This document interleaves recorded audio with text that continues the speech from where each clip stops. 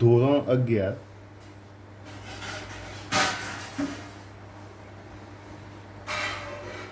જેમાં આપણે chapter number 5 સપુષ્પ વનસ્પતિઓની બાહ્યાકાર વિદ્યા, સપુષ્પ વનસ્પતિઓની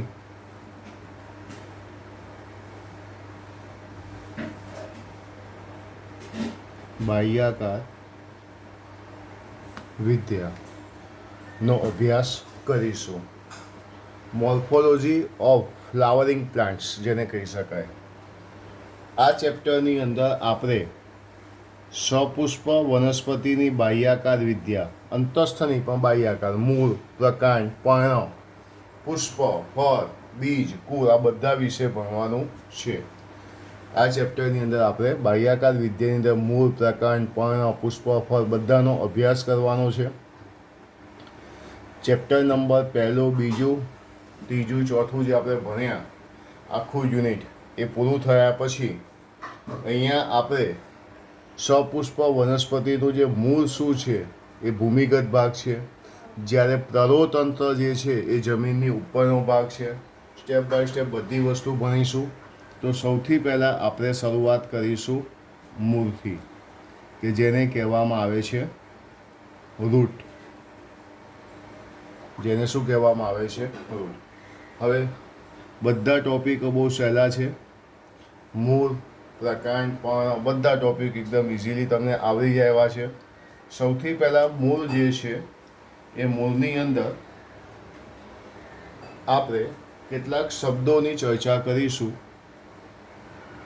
સૌથી એ વિભાગ મૂળ જે છે એની અંદર એ વિભાગમાં છે શબ્દ સમજૂતી. શબ્દ સમજૂતી. ભાઈ શબ્દ સમજૂતી એટલે શું? તો કેટલાક શબ્દો છે જે તમારે સમજાવવાના છે. જેમ કે પહેલા નંબરનો શબ્દ છે સોટીમય મૂળતંત્ર. પહેલાંનું નામ છે સોટીમય મૂળતંત્ર. સોટીમય મૂળતંત્ર દ્વિદળી વનસ્પતિમાં આદિમૂળ. તેના જો બધા સોટીમય મૂળતંત્ર, જેની શું લખવાની છે વ્યાખ્યા, કે દ્વિદળી વનસ્પતિઓમાં આદિમૂળ પ્રલંબન પામી. દ્વિદળી વનસ્પતિમાં આદિમૂળ પ્રલંબન પામી પ્રાથમિક મૂળની રચના કરે છે. પ્રાથમિક મૂળની રચના થાય છે, જે જમીનની અંદર વૃદ્ધિ પામે છે. જે જમીનની અંદર વૃદ્ધિ પામે છે.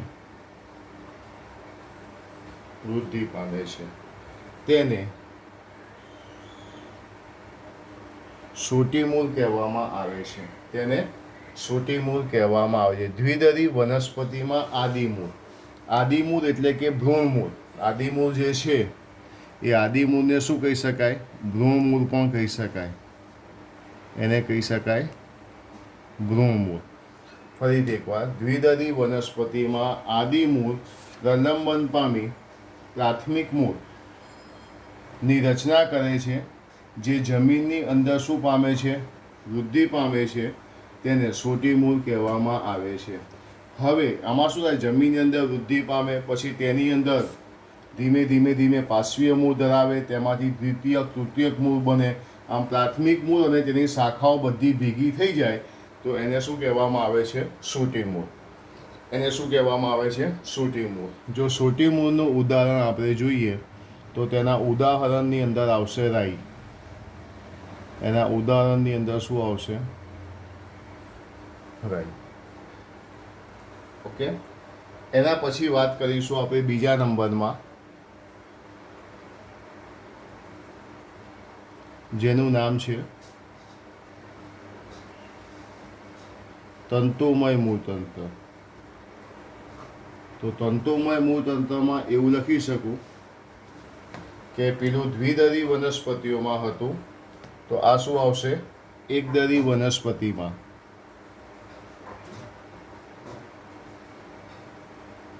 એકદળી વનસ્પતિમાં પ્રાથમિક મૂળ અલ્પજીવી હોય છે.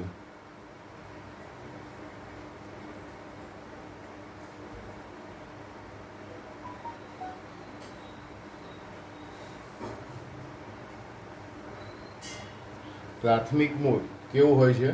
અલ્પજીવી હોય છે. આ મૂળ પ્રકાંડના તલભાગેથી ઉદ્ભવે છે.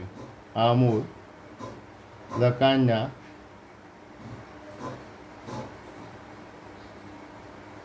તલભાગેથી ઉત્પન્ન થાય છે.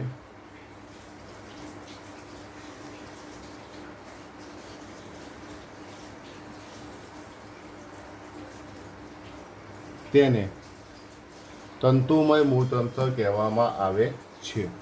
હવે જો તંતુમય મૂળતંત્રના ઉદાહરણની વાત કરીએ તો તેના ઉદાહરણની અંદર આવશે ઘઉં અને મકાઈ.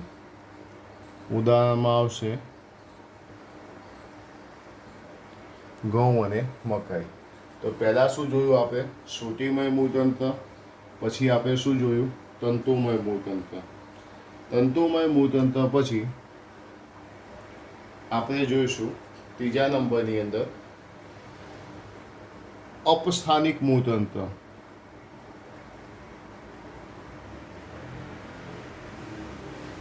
અસ્થાનિક મૂળતંત્ર. અસ્થાનિક મૂળતંત્ર. અસ્થાનિક મૂળતંત્ર કે જેને આગંતુક મૂળતંત્ર પણ કહેવામાં આવે છે. જેને આગંતુક મૂળતંત્ર પણ કહેવામાં આવે છે. તો તમે જોયું કે શ્રુતિમય મૂળતંત્ર હોય કે તંતુમય મૂળતંત્ર હોય, આદિમૂળમાંથી વિકાસ પામે છે, એટલે કે ભ્રૂણ મૂળમાંથી વિકાસ પામે છે, એવું આપણે જોયું. તો અપસ્થાનિક મૂળની અંદર શું આવશે કે ભ્રૂણમૂળ સિવાયના ભાગોમાંથી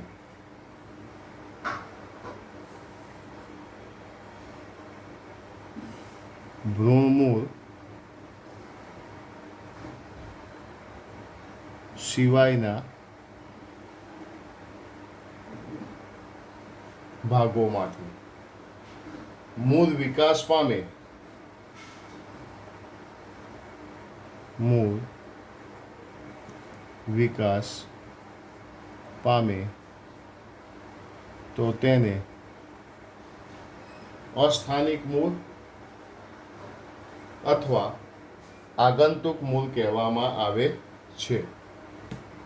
દાખલા તરીકે જો આના ઉદાહરણની વાત કરીએ તો આના ઉદાહરણની અંદર આવશે ઘાસ,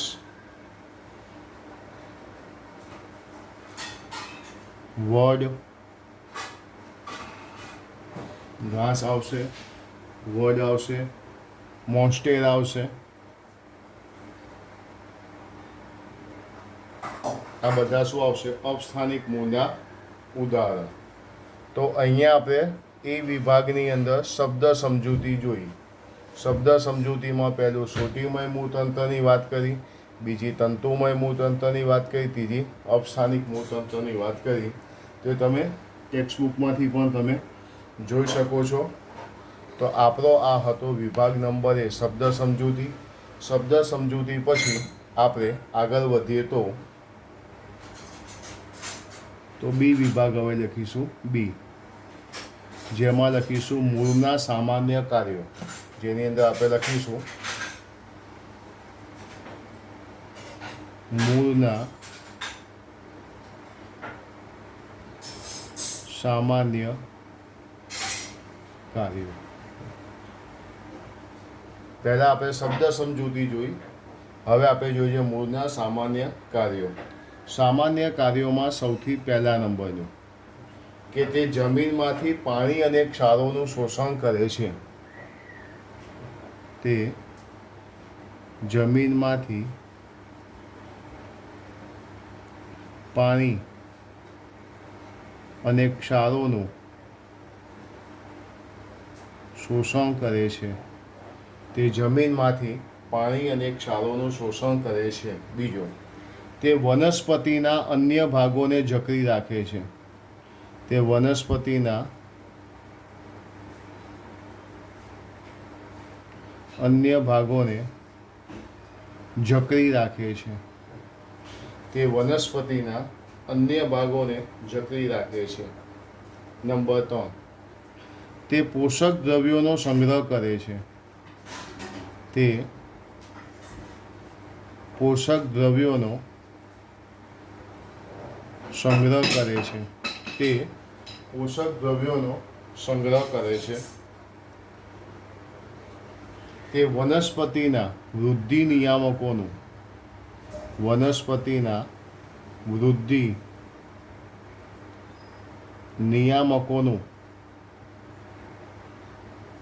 સંશ્લેષણ કરે છે. તે વનસ્પતિના વૃદ્ધિ નિયામકોનું સંશ્લેષણ કરે છે. તો આ શું થયું? મૂળના સામાન્ય કાર્યો. તે જમીનમાંથી પાણી અને ક્ષારોનું શોષણ કરે છે. તે વનસ્પતિના અન્ય ભાગોને જકડી રાખે છે. તે પોષક દ્રવ્યોનો સંગ્રહ કરે છે. તે વનસ્પતિના વૃદ્ધિ નિયામકોનું સંશ્લેષણ કરે છે. 2 માર્ક્સમાં આવી શકે મૂળના સામાન્ય કાર્યો સમજાવો. તો આપણે આ કયા લખ્યા? મૂળના સામાન્ય કાર્યોની ચર્ચા કરી. પછી સી વિભાગ કે જેની અંદર આપણે જોઈશું મૂળના પ્રદેશો. અહીંયા આપણે જોઈશું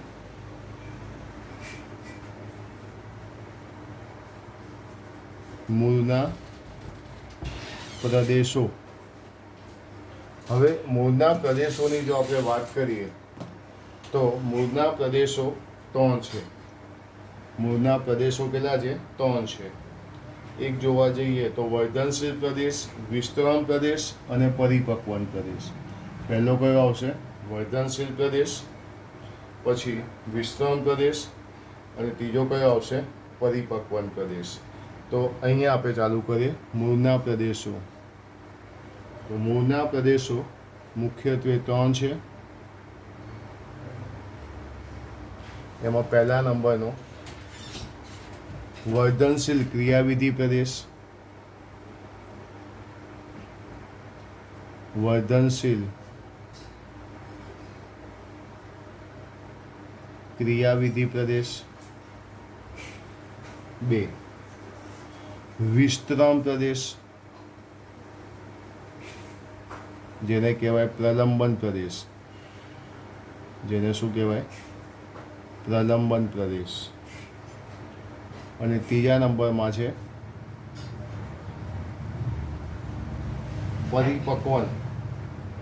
પરિપક્વન કે જેને વિભેદન પ્રદેશ પણ કહેવામાં આવે છે.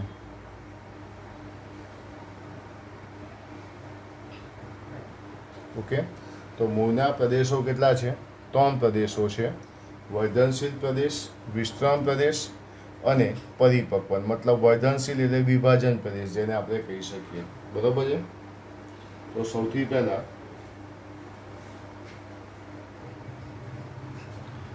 સૌથી પહેલા આપણે ચર્ચા કરીશું વર્ધનશીલ ક્રિયાવિધિ પ્રદેશની. વર્ધનશીલ ક્રિયાવિધિ પ્રદેશ કે જેમાં તમારે સૌથી પહેલાં આનો પેટા મુદ્દો. હવે ક્રિયાવિધિ વિસ્તાર જે છે એમાં આગળના ભાગમાં મૂળ ટોપ આવે. મૂળ તેની ટોચના ભાગે, કોઈ પણ મૂળ હોય, મૂળ તેની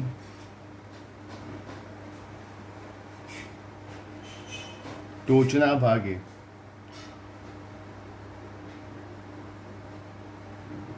મૂળટોપ કહેવાતી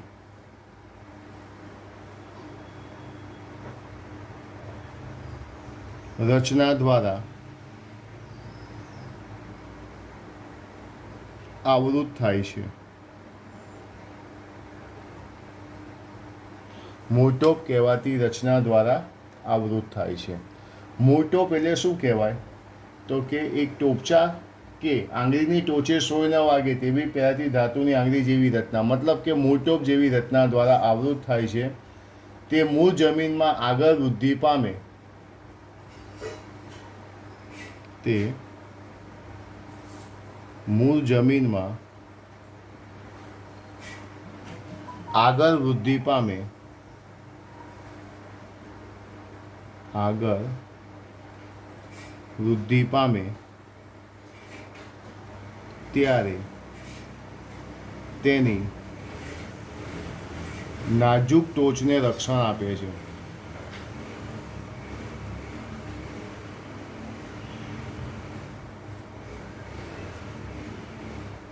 રક્ષણ આપે છે. મતલબ અહીં જે આપણે મુદ્દો લખ્યો એ કોના વિશે લખ્યો? મૂળટોપ. કોના વિશે લખ્યો? મૂળટોપ વિશે લખ્યો. એનું રીઝન છે કે આપણે નામ છે વર્ધનશીલ ક્રિયાવિધિ પ્રદેશ. વર્ધનશીલ ક્રિયાવિધિ પ્રદેશ. તો એમાં મૂળનો જે ટોચવાળો ભાગ જે તમને દેખાઈ जा રહ્યો એ શું છે? મૂળટોપ છે. આ મૂળટોપ જે છે એ મૂળને શું કરે છે? તો એ જ્યારે મૂળ જે વૃદ્ધિ પામે છે ત્યારે એની ટોચનું રક્ષણ કરે છે. હવે તમે આ વિસ્તાર જુઓ ધ્યાનથી, જે શું લખ્યું છે? વર્ધનશીલ ક્રિયાવિધિ પ્રદેશ. તો હું અહીં એમ લખી શકું અમુક મિલીમીટર જેટલો મૂળટોપનો વિસ્તાર, અમુક મિલીમીટર જેટલો મૂળટોપનો વિસ્તાર જેને વર્ધનશીલ ક્રિયાવિધિ પ્રદેશ કહેવામાં આવે છે. ફરીથી એકવાર શું લખવાનું છે? અમુક મિલીમીટર જેટલો મૂળટોપનો વિસ્તાર શું કહેવાય છે? વર્ધનશીલ ક્રિયાવિધિ વિસ્તાર કહેવામાં આવે છે. આ પ્રદેશના કોષો ખૂબ જ નાના હોય છે, પાતળી દિવાલ ધરાવે છે, ઘટ્ટ જીવરસ ધરાવે છે. કોષો નાના, પાતળી દિવાલ, ઘટ્ટ જીવરસ ધરાવે છે.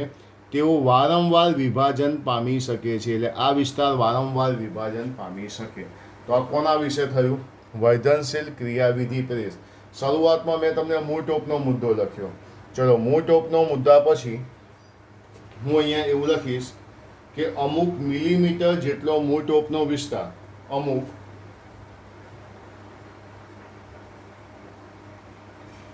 મિલીમીટર, અમુક મિલીમીટર જેટલો મૂળટોપનો વિસ્તાર શું કહેવામાં આવે છે? વર્ધનશીલ ક્રિયાવિધિ પ્રદેશ કહેવામાં આવે છે. જાતે લખવાનું, વર્ધનશીલ ક્રિયાવિધિ વિસ્તાર કહેવામાં આવે છે. આખા વાક્યમાં લખવું જરૂરી છે. ત્રીજો મુદ્દો, આ પ્રદેશના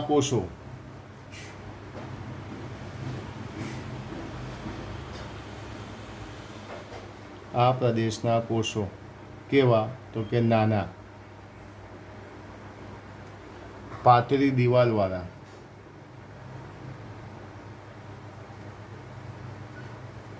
તથા ઘટ્ટ જીવરસ ધરાવે છે.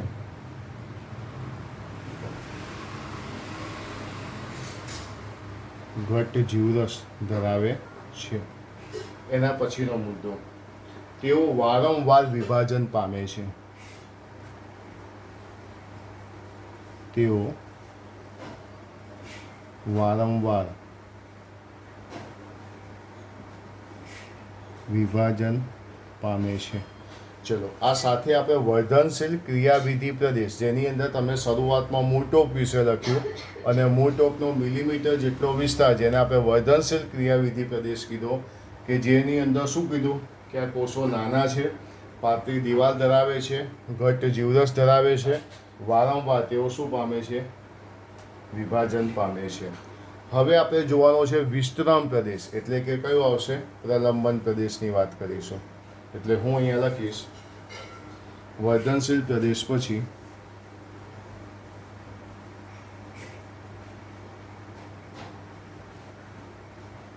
વિસ્તરણ એટલે કે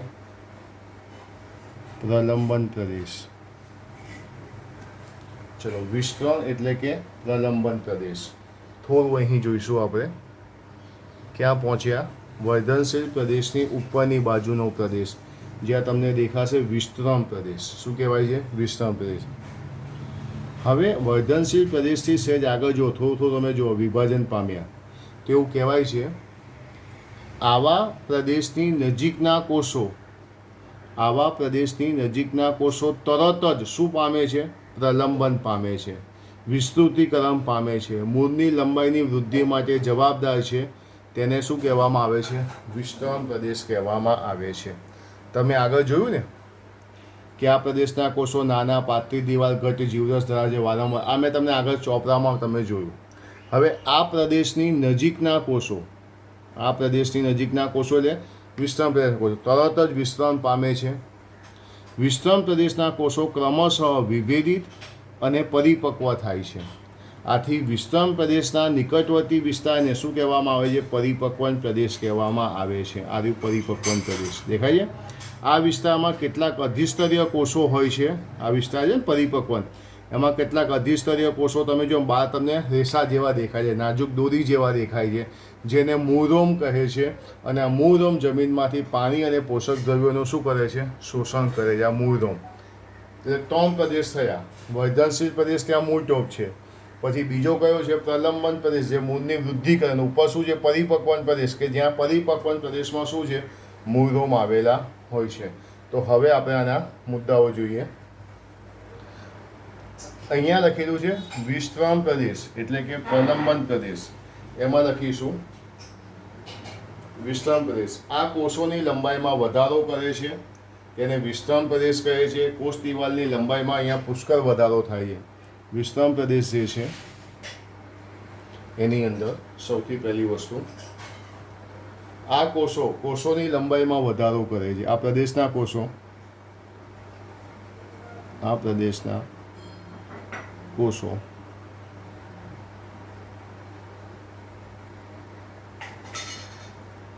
લંબાઈમાં વધારો કરે છે, લંબાઈમાં વધારો કરે છે. તેથી તેને વિસ્તરણ પ્રદેશ કહે છે. તેથી તેને વિસ્તરણ પ્રદેશ કહેવામાં આવે છે. એ ધ્યાનમાં રાખજો. કોષ દિવાલની લંબાઈમાં વધારો થાય છે. કોષ દિવાલની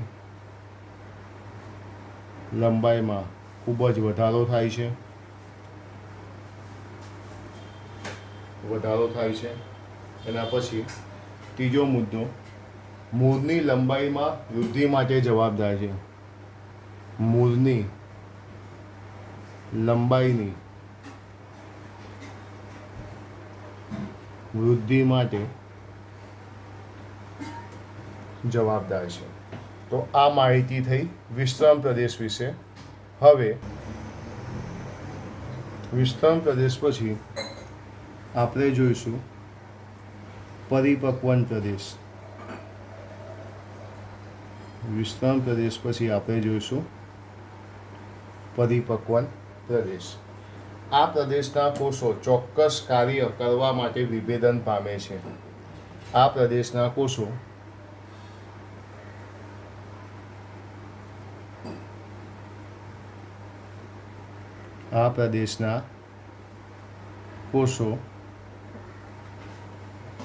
ચોક્કસ કાર્ય કરવા માટે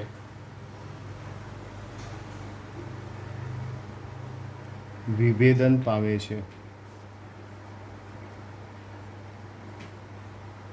ચોક્કસ કાર્ય કરવા માટે વિભેદન પામે છે.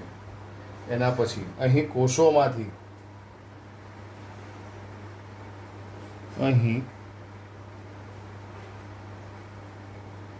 કોષોમાંથી પેશી, અંગ અને દેહનું નિર્માણ થાય છે.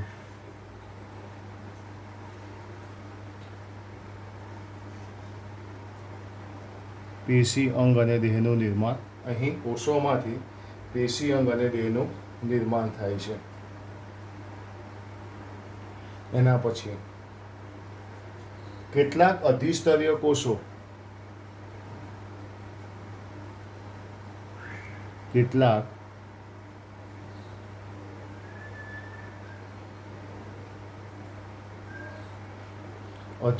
કોષો ખૂબ જ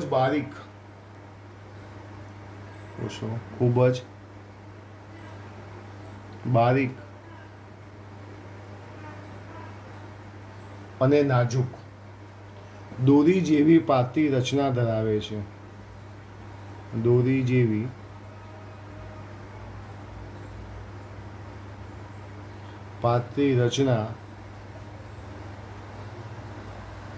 ધરાવે છે. જેને મૂળરોમ કહે છે.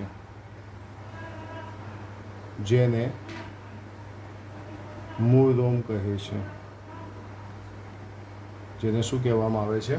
મૂળરોમ. આ મૂળરોમ જમીનમાંથી પાણી અને દ્રવ્યોનું શોષણ કરે છે. મૂળરોમ